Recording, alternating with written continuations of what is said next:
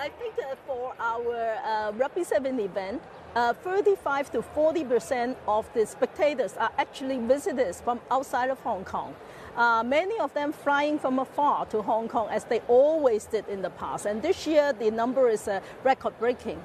Also, we have Art Basel and Art Central this week. And I was told that for Art Basel and Art Central, again, another 20% or so of their visitors are actually from outside of Hong Kong. So overall, these are our what we call the high-end visitors. They aim to have fun in here. Some might actually aim to also buy a piece of art and also to have a good time in Hong Kong. So the benefit bringing to Hong Kong would be enormous. Now, this is the 49th edition of the Rugby Sevens. It is the biggest sporting event of the year in the city.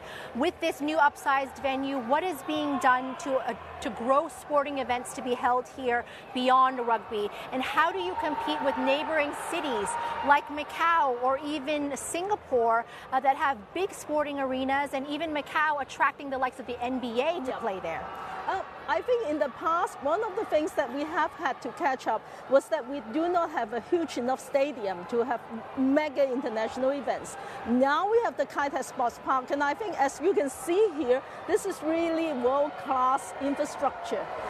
We are actually liaising or discussing or even at the negotiating stage with over 200 different organizers. I am told that the peak season of entertainment and also sports event, we have competing bids for usage of the stadium. So I'm actually very hopeful. But of course, each city has their own strength and ways of attracting.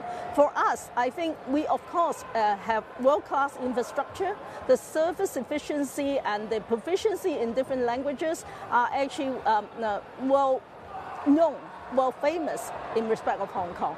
Also for the Hong Kong government, we also have our MMARC scheme and our Mega A scheme. These are direct funding support from the government. Of course, I would want to have quality performances and quality events instead of a huge number of different events. I want the impact and I want quality. Ultimately, I want our tourists to have a good time in Hong Kong. We have an amazing venue here now for entertainment and sports. What is being done to attract headline names to come to Hong Kong? We missed out when it came to Taylor Swift. Lady Gaga is going to Singapore. What is the plan to better compete, especially with places like Singapore? Yeah, we have Coldplay in the middle of April. I think we have already announced Nicholas Jay, who is very famous in the mainland of China and also Hong Kong, Asia. He hasn't been having a concert in Hong Kong for over 20 years. We have Mayday and Jay Chow. I am actually also working on sports events because I'm the Secretary for Culture, Sports and Tourism. So I'm actually working on a major mega sports event. We had Live Golf earlier this month in Hong Kong.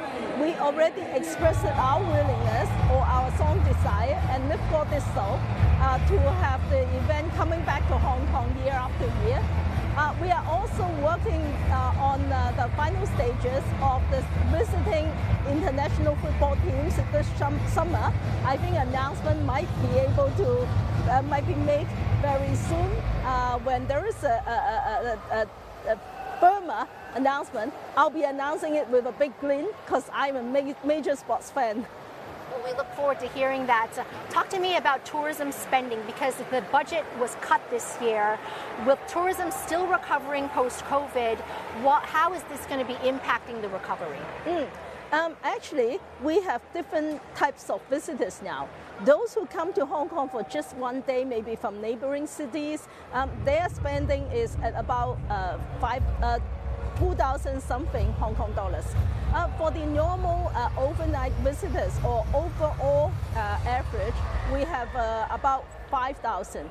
But we are now aiming also at the high-end visitors. For example, what we call the MICE visitors, meeting, conferences visitors. Their spending is higher, almost up to $1,000 per person. But we have even more, like horse tourism, horse racing tourism, like Rugby Sevens, like Art Basel. These are major international events, and the visitors usually are higher spenders. I was told by Live Golf that their visitors, on average, spending is 23,000 Hong Kong. So what we're doing is we, of course, want to attract as many tourists as possible, as we possibly can take good care of. But also, we want to have high-end visitors that they may have come to Hong Kong before, and then they love it. They see what they love what they see, and then they will come back, and next time they will make a longer stay, just like what we did to other places.